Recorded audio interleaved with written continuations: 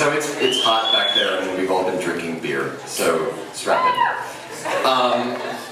Power-wise, I peaked at about 13, and I'm okay with that. But in the truest tradition of a rise to power, I rose not due to any actual skill or ability, but due to ineptitude. I was 13 years old. I was at the sleepaway camp in Maine. And for the third year in a row, I had failed my swimming test. I, even to this day, am not a powerful swimmer. I take to the water the way fish take to the land. If you leave us alone there long enough, we'll die, basically.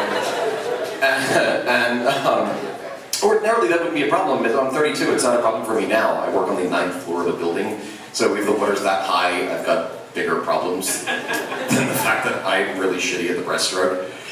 But at 13 at a summer camp, not being a good swimmer precludes you from all kinds of really fun things. And in my case, it was the expert canoe trip, which is like the summer camp equivalent of the senior trip to Florida. So I am devastated. I failed yet again to do it, and realizing, I suppose, that even at 12 or 13, I'm not exactly sure when, I had a fragile ego, the counselors allowed me to come along with them on the intermediate canoe trip, which was for 8, 9, and 10-year-olds. So naturally, really boosts my ego. But they did so with the condition that I come as a kind of co-counselor, right? So I get to basically enrobe myself in a kind of authoritarian position, even though I'm really there because if they left me alone, I would find a way to drown myself. So we go, and we're canoeing and so forth, and the trip is boring, like most canoe trips. It's butt bites and hot sun. I'm an inside person. I don't like this outside. I don't really see the point of it. But it's hot weather and bad sandwiches and sunburn on your thighs and everything. And it's really, really hot. And so I'm watching as, unfortunately, as all these 8, 9, and 10-year-olds are like kind of taking off their clothes down to their boxers. And I'm there actually kind of prudish even at 13, and I'm there and like kind of, look at how I'm dressed, it's summer. I was dressed almost exactly similarly, just kind of paddling along. And a little bit of background information at this point in time, there was an unseasonable amount of precipitation this year, or that year I should say. It had rained so much that the water level had risen to a kind of precarious level. This, believe me, will factor in a moment. So we end up, breaking down and making camp, and the kids are all running around and playing, and I'm attempting desperately to try, earn my rank as co-counselor. And so I'm there basically fucking with the fire, trying to make it come to life, while all the kids are running around throwing mud at one another. The sky is beginning to turn the color of the Old Testament. It's getting the bruised and pewter, and old God, before he mellowed out after having Jesus, it's a remarkably different God.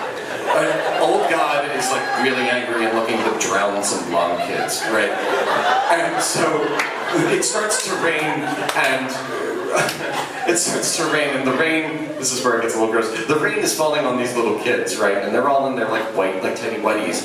And you know what happens in a white t-shirt contest? That's happening to their underpants. Yeah, I know, exactly. I feel equally as uncomfortable. So they're all running around, and the counselors come up to me and they go, Andrew, okay, look, we need to essentially evacuate, right? We gotta go and get transit out of here.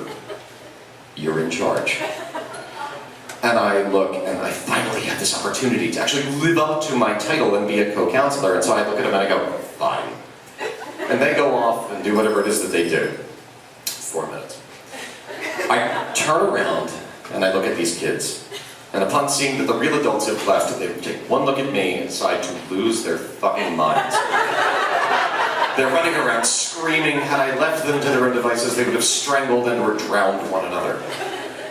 The rain is falling into the dying fire. It's casting up and belching huge plumes of acrid gray smoke. The kids are crying and scared because the water level is rising and the river is going to eventually crest. It looks not unlike a scene, frankly, from hell. There is smoke everywhere. There's screaming naked children. I'm assuming this is Old Testament hell. It's not like the nice one, like Limbo or whatever. And so I realized I really need to take control of the situation. I need to get their attention. I need them to actually listen to me and do what I say, even though I have no idea what I'm about to do. So I reach out to the first thing I can find, which is an oar. And I grab it and I begin rapping it dramatically against a tree, and I go, hey! And they go, and I say, I got a solution. You gotta listen, guys. And they go, and I say, we're gonna dig moats. Everybody, A team, B team, C team, dig the moats, guys. We're gonna fight off this flood. Do it. And they're like, okay. And they go. And these kids in their tidy whities are just digging around, making all these moats.